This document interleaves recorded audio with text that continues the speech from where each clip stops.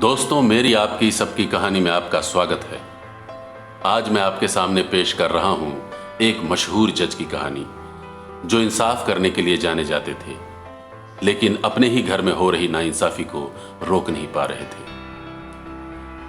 जज साहब ने अपनी मां को वृद्धाश्रम में छोड़ा और वहां पर उनकी अच्छे से देखभाल हो, उन पर किसी की नजर रह सके, इसके लिए वहां के चौकीदार से दोस्ताना संबंध बना लिए। साथ ही उसे कुछ पैसे भी दे दिए। अपनी नम आंखों के साथ चौकीदार को बताया कि घर में पत्नी है जो मां के साथ बदतमीजी से पेश आती है, और पत्नी के कहने पर दोनों बच्चों ने भी मां से बात करना बंद कर दिया है।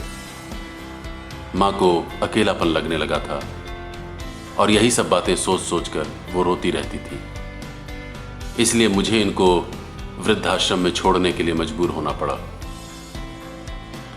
सारी बातें सुनने के बाद चौकीदार ने कहा, जज साहब, आपके सामने सारे सबूत थे और आप ये भी जानते थे कि कौन गलत है और कौन सही, फिर भी आप अपनी मां के साथ इंसाफ नहीं कर पाए, तो औरों के साथ क्या इंसाफ करते होंगे।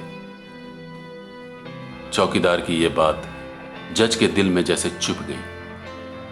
उन पर इस बात का इतना असर हुआ कि उन्हें 2 रात नींद नहीं आई, उनसे खाना नहीं खाया गया और ना ही वो कोर्ट गए।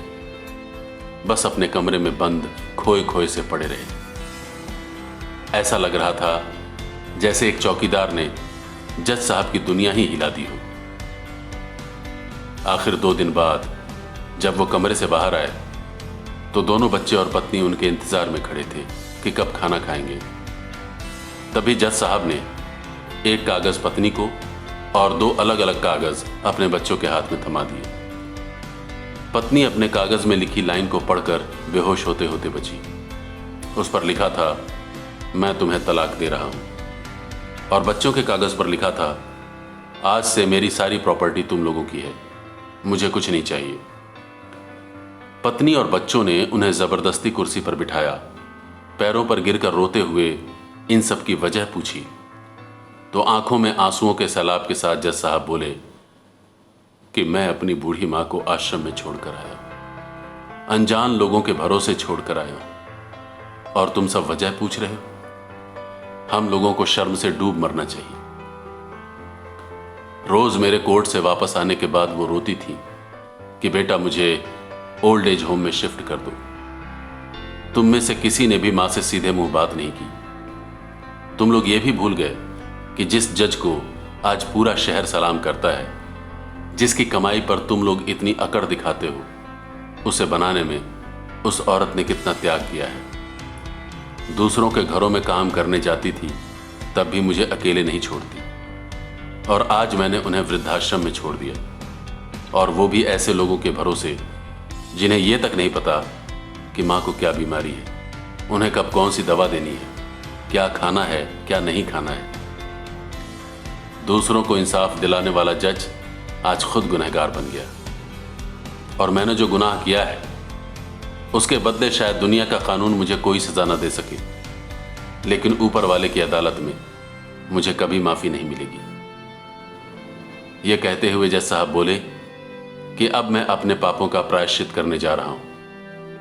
मैंने अपना सब कुछ तुम लोगों को सौंप दिया है, और अब मैं अपनी मां के साथ आश्रम में ही रहूंगा, उनकी सेवा करूंगा।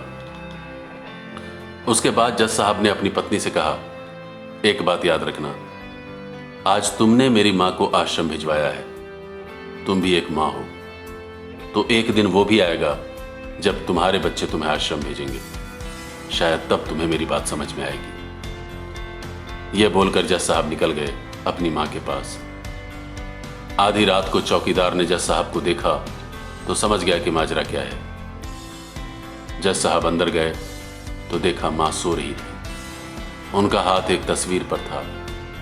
वो जज साहब के परिवार की तस्वीर थी। जज साहब मां से लिपट कर रोने लगे।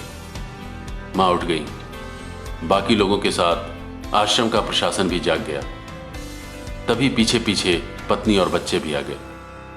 उन्होंने कहा, दादी, हमें माफ कर दो, हम आपको घर ले जाने आए हैं। आश्रम के कर्मचारी बोले, हम इन्हें आपको नहीं ले जाने देंगे। क्या पता कल आप इन्हें मार दें तो।